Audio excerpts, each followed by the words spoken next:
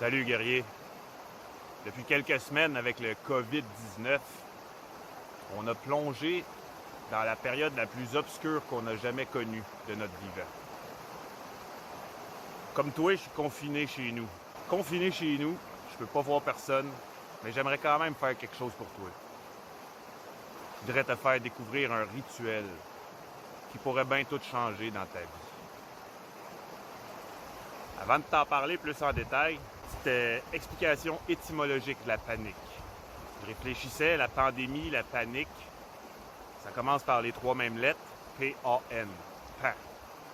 Pan, selon nos ancêtres, les Celtes, c'est un dieu des forêts sombres, un dieu assez angoissant, qui se présente quand t'as peur. C'est le dieu qui frappe à ta porte quand t'as peur. C'est lui qui déclenche ton adrénaline. Le dieu Pan, ici en Amérique du Nord, les Amérindiens l'appellent le Wendigo. Wendigo, c'est un monstre des forêts qui a un appétit insatiable pour la chair humaine, qui ne peut pas s'arrêter de manger à tel point qu'il finit par se dévorer ses propres lèvres. C'est une illustration parfaite de la panique.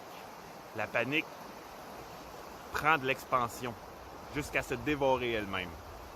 Évidemment, la panique, c'est pas une bonne chose quand ça s'installe sur le long terme. Sur le court terme, la peur est une bonne chose. La peur fait partie de notre processus d'apprentissage à tout le monde. La panique, sur le court terme, est une bonne chose. La panique va te faire réagir en une fraction de seconde à une situation dangereuse, une situation d'urgence, va te faire sécréter de l'adrénaline puis te rendre capable de prouesses héroïques insoupçonnées. Là, ce qui se passe en ce moment, c'est que la panique est généralisée, elle est entretenue par les médias, jour après jour, nuit après nuit. Le dieu Pan doit être très exalté en ce moment. Laisse-moi te dire les deux raisons pour lesquelles je m'inquiète plus du taux de panique ambiant que de la présence d'un virus. Premièrement, quand est-ce qu'on est en état de panique, qu'est-ce qui arrive? Premier réflexe,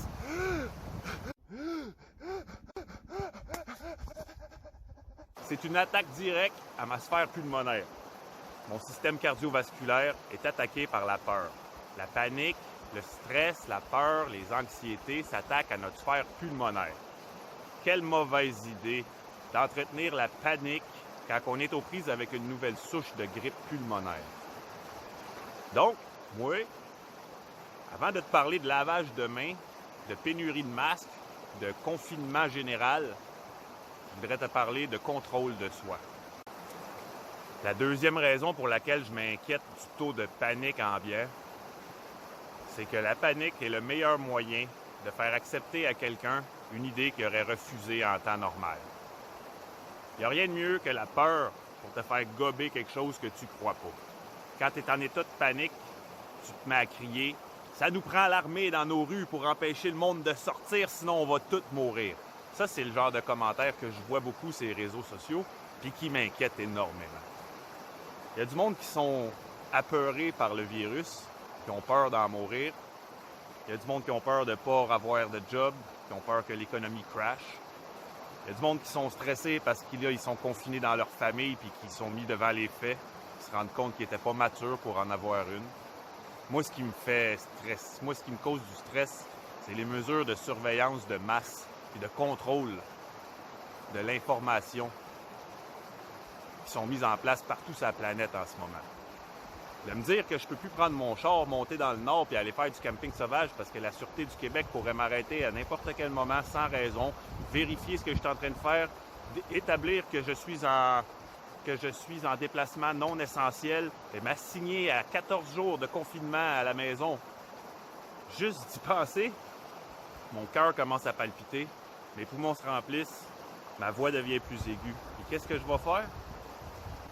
Je connais une façon de vaincre la panique, et de booster le système immunitaire, et même de contrôler ton système endocrinien. Là, si tu comprends pas ce que ça veut dire, là, c'est de la magie. Contrôler son système endocrinien, c'est contrôler ses sécrétions hormonales. Le système endocrinien, les hormones, c'est par exemple l'adrénaline, la force, les endorphines, la sérotonine, le bonheur.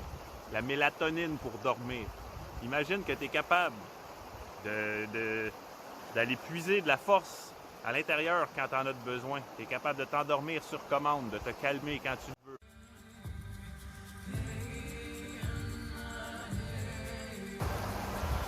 Le rituel dont je te parle s'appelle la Wim Hof Method, la méthode Wim Hof. On va te la diviser en 3 parties. Technique de respiration, exposition au froid, technique de concentration. Ça n'a pas d'importance que tu sois le seul à m'écouter. Si toi, t'essayes ce rituel-là et que ça t'apporte les bienfaits que ça m'a apporté à moi, je vais considérer que j'ai apporté un peu de clarté dans notre période obscure.